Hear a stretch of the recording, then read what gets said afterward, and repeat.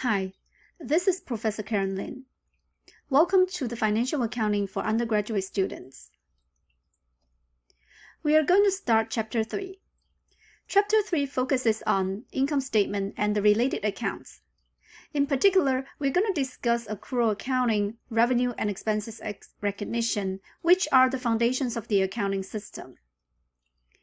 On this screen, you will see the learning objectives that we are going to cover for Chapter 3, and please pause the video and take a look at it so that you know what we are going to achieve at the end of this chapter.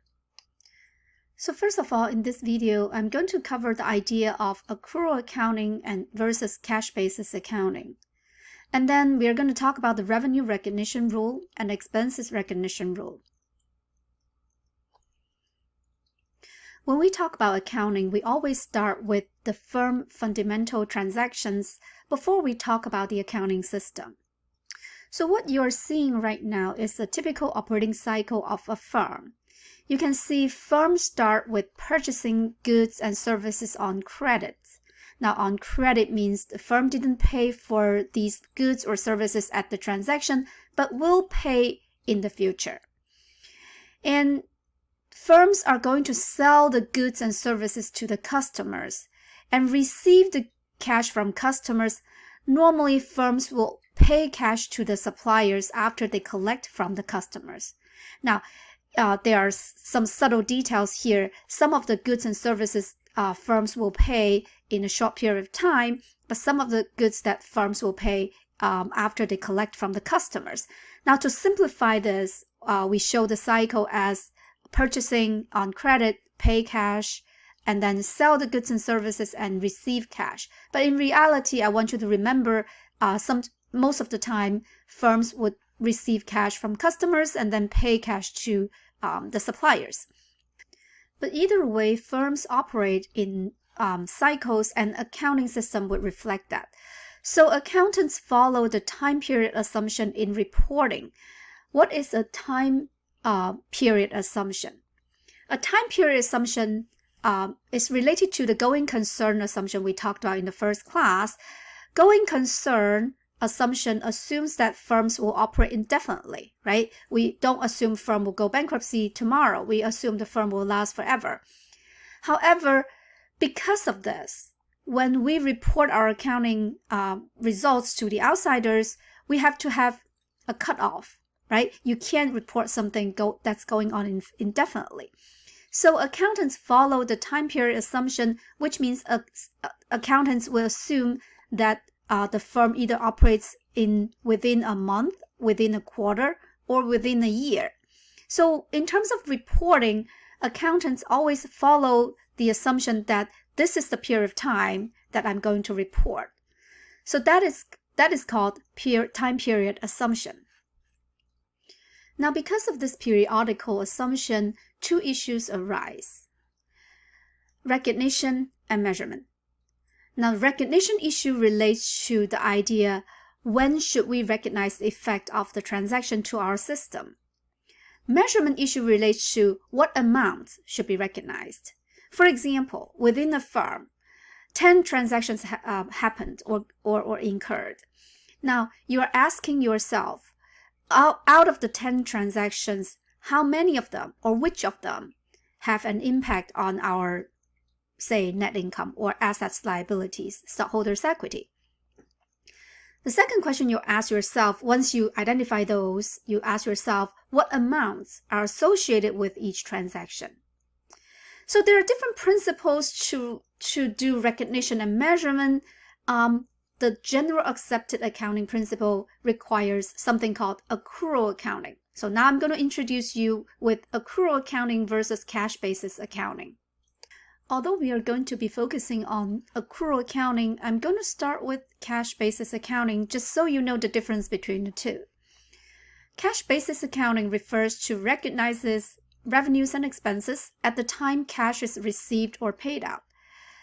That means without receiving a cash, we won't be recognizing revenue. All right, so you could have millions of transactions without cash receipts, but they don't count as revenue until the cash is received. Accrual basis accounting, on the other hand, recognizes revenues and expenses when the transaction causes them occurs, not necessarily when cash is paid or received. What does this mean? This means we no longer in accrual basis accounting use cash receipt or payment as a standard for recognizing revenues or expenses. Now, revenues are recognized when they are earned. I'll explain what earned means, but right now just remember revenues are recognized when they are earned and expenses are recognized when they are incurred to generate revenue, which we call matching principle. I'll talk about that in a few minutes. So accrual basis accounting is a little bit more sophisticated compared to the cash accounting, because cash accounting you don't need to have any judgment. It's only relying on whether or not you receive or pay cash. But accrual basis accounting requires judgment because you have to judge when it's the revenue earned or when it's the expenses are matching the revenue. So if a firm reports according to the generally accepted accounting principles, which we also call GAAP, the company has to follow accrual basis accounting rather than cash basis accounting. Now, who would do cash basis accounting? Those small firms, entrepreneurial firms. For example, if you're a contractor, right? Your firm is very small, transactions are very simple, cash receipts and payments are pretty quickly, then you probably want to use cash basis accounting because it's easier and it's easy to judge. If you're a listed company, the transactions are very complicated, and then cash payments and receipts happens in different times, then you would want to use accrual basis accounting. Now, using an example, I'm going to illustrate the difference between these two. So I'm going to use an example of our bookstore. Our bookstore has only one transaction in January. In January, we sold a book to a customer for $300 and who promised to pay the bookstore when her financial aid arrives on February 15th. And the utility and rent of the bookstore are $100. Pay attention here, no cash is received in January. So in February, the bookstore again sold a book to a customer and received $300 cash for that transaction. Now, this $300 by contract between this January customer with the bookstore will be paid also in February. It means that in February, the bookstore received $600, right? $300 from the new customer, $300 from the January customer.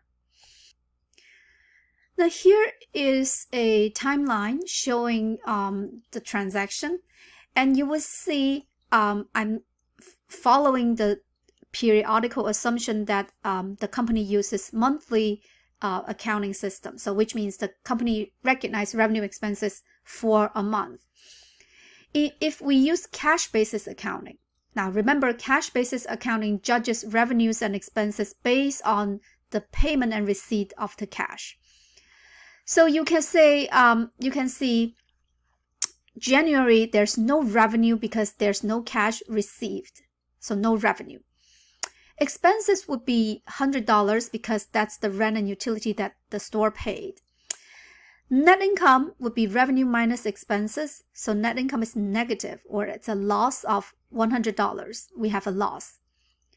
In February, the store received $600, $300 from the new customer, $300 from the previous month, so $600. Expenses are still $100, and the net income this time would be $500. Okay, this is cash basis accounting. All the revenues and expenses are recognized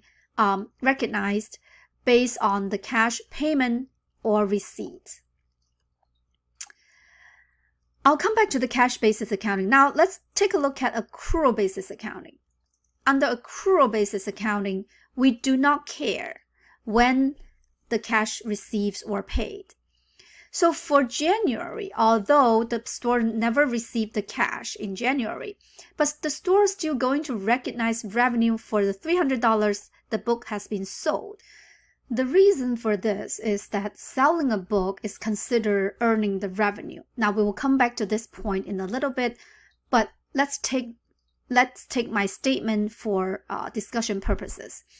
So revenue is recognized under accrual basis accounting when the book is sold rather than when cash is received. So January 300 revenue, 100 expenses for rent and utility, and net income will be 200. For February, the same thing. The bookstore sold another book and then expend on the utility and rent, so the net income is another 200.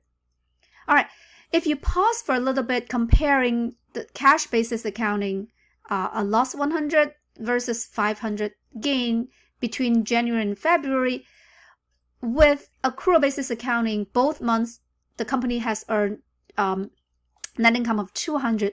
Which one do you think is more close or more closely resemble the economic fundamental of this firm? This one or this one? Now, if you think about it, the economic fundamentals of the bookstore is that on both months, the bookstore sold one book and paid utility and rent. There's no fundamental differences with the bookstore in terms of transaction. Yes, the bookstore didn't receive cash. I mean, cash flow wise, it's different, but economic fundamental wise, they are not. These 2 months are not different. Therefore, revenues, expenses, and net income generated under the accrual basis accounting are more closely resemble reality or economic fundamentals of the bookstore. The GAAP thus requires accrual basis accounting rather than cash accounting. All right, now let's come to the revenue and expenses recognition rules. A company must recognize revenue when the company transfers promised goods or services to their customers and in the amount expected to be entitled to receive. So a revenue is recognized when it's earned. Earned means goods or services transferred to customers. Here is the timeline for a sales transaction. You can see if, let's say, a firm selling food, cash may be received before the food delivery, when the food is delivered, or after the food's delivery. Under the cash basis accounting, revenue will be recognized whenever the cash is received, but under accrual basis accounting, you can only recognize revenue when the food is delivered. We'll come back to the journal entries in our next video. Here is just a brief overview of what revenue recognition would look like. So let's assume a company delivered the food the customer ordered for $12,000, but cash won't be received until next month. Now this is similar to our bookstore example. So when the firm delivered the food, it's considered earned, right? Revenue is considered earned. So on the delivery, the company should recognize the sales revenue, which will increase the revenue plus R. And also increasing revenue would increase net income, obviously. And increase of net income will increase retained earnings, which is the stockholders' equity. That's why you see the double effect on one account. Because a revenue account is related to the income statement, which also related to the balance sheet on the stockholders' equity, specifically retained earnings. So you would see on the delivery, we recognize revenue on the credit side. Revenue increases with the credit side. The debit side would be an asset, a collection in the future, right? So it's an asset, which is called accounts receivable. The amount would be $12,000. Now this comes back to what we have talked about a moment ago, recognition and measurement. So recognition issue is that should we recognize the delivery of the food? The answer is yes. We should recognize it as a revenue for how much amount? Measurement, right? The measurement of this transaction is $12,000. So when cash is received later next month, you can't recognize revenue again because you recognize revenue already when the foods are delivered. So when cash is received, we cannot recognize revenue. Rather, we increase cash. We also decrease the accounts receivable because we are no longer entitled to receive in the future because we already received it. So that's a recognition of revenue. Another example is the client put down a deposit for $12,000, but the company has not delivered the food until it's the event holds, right? So when the client pay for the food, but the food is not delivered, then you know, as an accountant, you know, because the food is not delivered, the revenue is not earned. When the revenue is not earned, you cannot recognize revenue. Instead, we recognize something called unearned revenue. Now, unearned revenue is not a revenue, rather it's a liability, so plus L. Also, we receive cash, so we increase cash, increase liability. Now, when the food is delivered, the unearned revenue would be reduced, the liability would be reduced because we no longer have the obligation to deliver the food. So when the food is delivered, the restaurant sales revenue should be recognized, because when food is delivered, when service is delivered, revenue should be recognized. So what are the expenses recognition rules? A company must recognize expenses when the company spends resources to earn the revenue. This is also called matching principle, which means your expenses should match the revenues that has been generated. Next, we are going to talk about expenses recognition principle, also called matching principle. A company should recognize expenses when the company spends resources to earn the revenue. So with matching means the expenses should match with the revenue that it's earned. For example, supplies are not expenses when they are purchased, but become expenses when they are used. Here are some questions for you to consider. So I listed a couple transactions, and please pause the video and think about which one should be recognized as expenses. Now, there may be more than one expenses here. Here are the answers. The first transaction, Becker, the CPA review company, purchased supplies for 1,000. Is this expense? The answer is no, because Becker only purchased the supplies. It has not used the supplies to generate the revenue, so it's not matching whatever revenue that period has generated. Second, Becker used supplies 50 when providing lessons. Now, this would be a yes, because the supplies are used when providing lessons to generate the service revenue. So the $50 matches whatever dollar amount of revenue that has been generated. 3. Becker purchased a van in 2020, which can be used for 10 years, and Becker paid $10,000. So this is not an expense because they just purchased a van but has not been using it for any services. Finally, Becker used the van to transport its teachers in the year 2021. All right, two issues, right? Recognition, should we recognize it as an expense? The answer is yes, because the van is used to transport the teachers and to generate revenue. The measurement issue would be how much should we recognize, right? We should be recognizing the portion that has been used to generate the revenue. That's what matching means. You have to just recognizing the portion that you use to generate the revenue. So we would be recognizing 1/10 of the van, because the van is assumed to be used for 10 years. So that's $1,000, and we recognize the van usage as depreciation expense. All right, this concludes the current video, and I'll see you in the next video.